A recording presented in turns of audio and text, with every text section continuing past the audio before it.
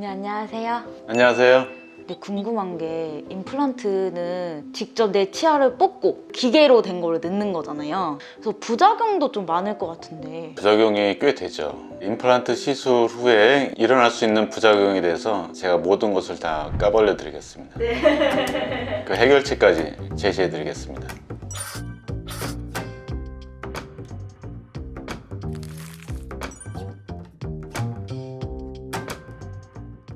네, 임플란트 시술 후에 나타나는 부작용 중에 하악의 감각 이상 또는 하치주 신경의 손상에 관한 부작용이 있을 수 있습니다. 그 임플란트 심은 부위에 감각이 없어지는 건가요? 그렇죠.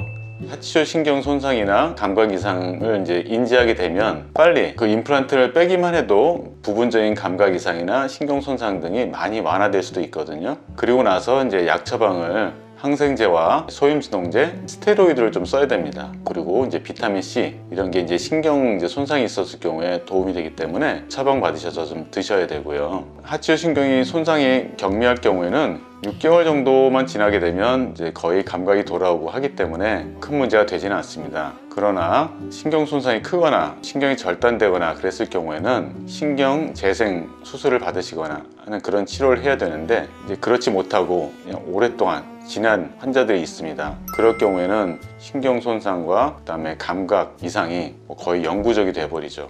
이 환자분이 어떤 치과에서 오른쪽 아래에 이 임플란트를 굉장히 깊게 심었잖아요. 보시다시피 오른쪽 아래 하치주 신경에서 이게 턱으로 나오는 멘탈 러브 그쪽 부위를 꽉 누르고 있고요. 왼쪽 임플란트도 또 굉장히 긴 걸 심었어요. 이건 역시 왼쪽의 하치주 신경을 바로 그냥 눌러버린 소견을 보입니다. 그런데 제때 임플란트를 제거하거나 하는 치료를 하지 않고 방치해둠으로써 이 환자분은 왼쪽 감각 마비가 거의 영구적으로 지속되고 있고요. 중간에서 오른쪽 부위 턱 부위가 감각이 손실되는 그런 불행한 결과가 되어버렸습니다. 이처럼 감각 이상이 또는 하치주 신경 이상이 분명할 경우에는 가능한 한 빨리 그에 맞는 조치를 취하시는 게 중요합니다.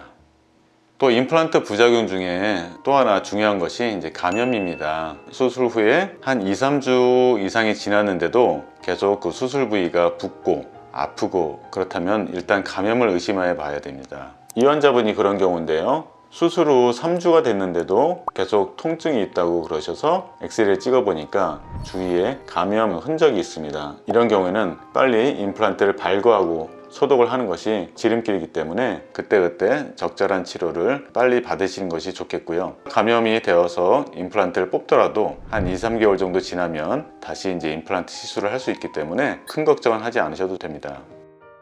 임플란트 수술 후 또 나타날 수 있는 부작용 중에 하나가 상악동 부위에 고리식을 했을 경우에 발생할 수 있는 염증입니다. 한 2-3주가 지난 후에 계속 붓고 통증이 동반될 경우는 분명히 감염 가능성을 의심해 보아야 됩니다. 이런 경우에는 소독과 또 필요한 경우엔 배농, 또 항생제 처방 등이 필요할 수 있는데 더 심한 경우에는 애석하지만 이식한 뼈라든가 임플란트를 제거해야 될 수도 있습니다.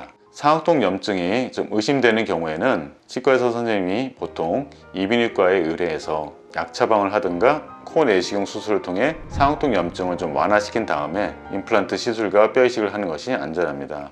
그 다음에 최근에 임플란트의 부작용으로서 많이 대두되는 것 중에 하나가 골다공증 약을 드시는 환자분들에서 특히 비스포스포네이트 계통의 골다공증 약을 드시고 또는 전신질환으로 인해서 많은 약을 한꺼번에 드시는 분들에게서 임플란트 수술 후에 임플란트가 실패하거나 아니면 그 주변 골까지 괴사되는 상황이 좀 종종 발생하게 됩니다. 이 환자에서 보시면요, 앞니에 2개 임플란트 심고 임시치아까지 잘 해드렸던 환자입니다. 그러나 3주째 들어서도 환자분이 수술 부위가 계속 붓고 아프고 그렇다는 것을 호소하셔서 결국은 임플란트를 발거하게 됐는데요.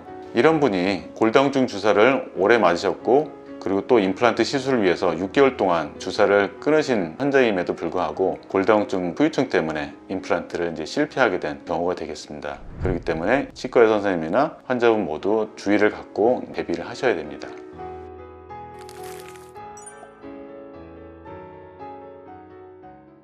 보철 치료까지 다 끝나고 한참 뒤에도 생기는 부작용도 있지 않을까요? 그렇죠. 그런 것도 많죠. 그런 부작용을 몇 가지 말씀드리면 임플란트 보철이 다 끝나고 오랜 시간이 지났는데 그 임플란트 주변에 염증이 생기는 거예요. 그런 것들이 이제 임플란트 주위염이라고 하는데, 일단 임플란트 주위염이 생기면 이 엑스레이 사진에서 보시다시피 임플란트 주변 치조골이 이렇게 녹습니다. 그러면서 임플란트 주변에 세균이 달라붙어서 여기서 이제 염증이 생기는 거죠. 그래도 이 정도라면 적절한 잇몸 치료와 또 필요에 따라서는 잇몸 수술 등을 통해서 관리를 할 수 있게 되기 때문에 더 늦지 않게 잇몸 관리를 받으시면 충분히 우리가 조절할 수 있습니다. 그러나 이런 임플란트 주위염이 심하게 퍼져버리면 도저히 손 쓸 수 있는 방법이 없기 때문에, 그럴 경우에는 임플란트를 발거하고 새로 임플란트 심는 것이 효과적인 방법이 될 수 있습니다. 또 그 위에 기둥이나 임플란트 크라운, 보철물 등을 적절하게 만들어 두지 못했을 경우에는 임플란트 주위염이 좀 더 심해지는 경우가 생길 수가 있습니다. 이 환자에서 오른쪽 위를 보게 되면 이 임플란트 위치가 깊이가 너무 얕게 임플란트를 심어놨어요. 그 위에 올라간 보철물이 사이가 좀 넓어야 되는데 사이가 꽉 막혀 있어서 잇몸이 눌리기 때문에 더군다나 밑에 뼈가 더 녹아버리는 그런 결과를 초래했거든요. 이 환자분은 10여 년도 더 전에 임플란트 시술을 받으신 분인데요. 보시다시피 임플란트의 깊이라든가 지대주의 모양, 크라운의 완성도 이런 것들이 아주 우수하기 때문에 임플란트 주변의 뼈도 안정적이고 잇몸도 건강하게 10년 넘게 잘 유지하실 수 있었습니다. 또 이번에는 임플란트 상부에 지대주가 부러지거나 아니면 임플란트 크라운이 부러지거나 그런 경우가 생기게 되면 지대주를 새로 교환하거나 또 임플란트 보철물을 새로 제작해서 해결할 수가 있는 문제고요. 또한 이제 임플란트 자체가 부러질 수도 있습니다. 임플란트도 기계장치이기 때문에 부러지거나 그럴 수 있거든요. 그럴 때는 뭐 어쩔 수 없이 부러진 임플란트를 제거하고 다시 이제 새로 임플란트를 식립하시는 치료를 받으시면 됩니다. 지금 말씀드릴 것은 부작용이라든가 이런 것은 아닌데요. 우리나라 환자분들은 골격적으로 위아래 앞니가 좀 튀어나와 있고 그렇게 경사져 있기 때문에 그 앞에 치아가 자연적으로 좀 앞으로 좀 쏠림 현상이 점점 더 많이 발생하게 됩니다.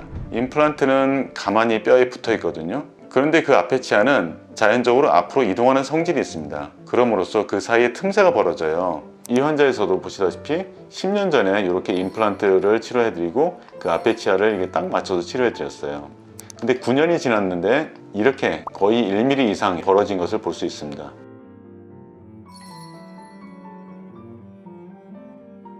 그렇기 때문에 임플란트 치료 후에 앞에 치아 사이에 음식물이 좀 많이 낄 수 있습니다. 그래서 이것은 치실이라든가 아니면 치간 칫솔로 잘 관리해 주시는 습관을 기르시는 것이 중요합니다.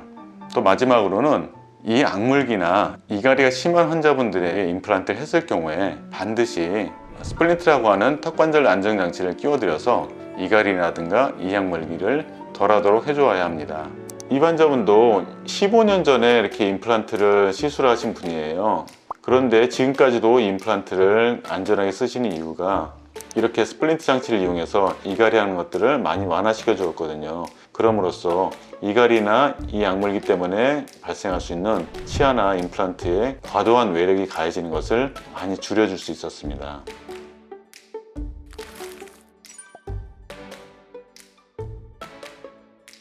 네, 지금까지 임플란트 수술 후에 나타날 수 있는 부작용과 그다음에 임플란트 치료가 모두 끝난 후에 나타날 수 있는 부작용, 그런 것들에 관해서 말씀드렸는데요. 자동차를 이제 오래 타시고 잘 타시려면 제때제때 엔진오일도 갈아주고 부품도 갈아주고 그렇게 하는 것처럼 임플란트 치료도 치료가 모두 끝났다고 그냥 방치해 두지 마시고 정기적으로 잇몸 관리와 필요하면 교합 체크 받으시면서 관리해 주시는 게 임플란트 수명을 훨씬 더 오래 가도록 만들 수 있는 지름길이라고 생각합니다. 감사합니다.